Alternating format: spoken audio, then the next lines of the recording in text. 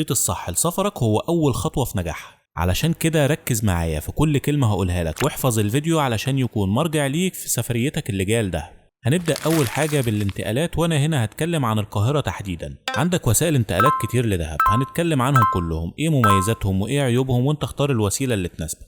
أول وسيلة انتقالات معانا لدهب وهي الباص، وأنا برشح لك جو باص وبعدها ممكن شرق الدلتا. الكراسي بتكون واسعة واخد راحتك ومش شاغل نفسك بالطريق، الهاند فري بتاعتك في ودنك، مشغل البلاي ليست اللي بتحبها، ومع شوية نوم هتلاقي نفسك وصلت. أما بقى وسيلة المواصلات التانية وهي الهاي اس، اللي هي العربية التويوتا ال 14 راكب. مميزاتها ان هي بتبقى اسرع من الباص في كل حاجة، وفي الغالب بتاخد الطريق الاوسطي اللي هو نخل طابة نويبع دهب، وده بيكون اسرع والتفتيش عليه بيكون اقل. وسيلة الانتقالات التالتة وهي بالطيارة لشرم الشيخ، ودي اسرع وسيلة مواصلات هتسافر بيها من مطار القاهرة لشرم الشيخ.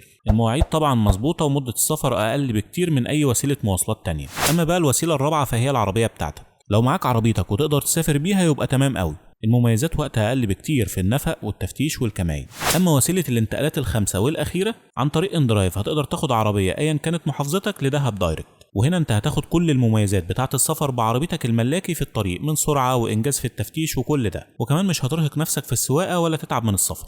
نيجي بقى للانتقالات داخل دهب نفسها، ووسيله الانتقالات الاساسيه في البلد هي العربيات الدبل كابينه او الفان الصغير او العربيه الجيب القديمه بتاعه زمان.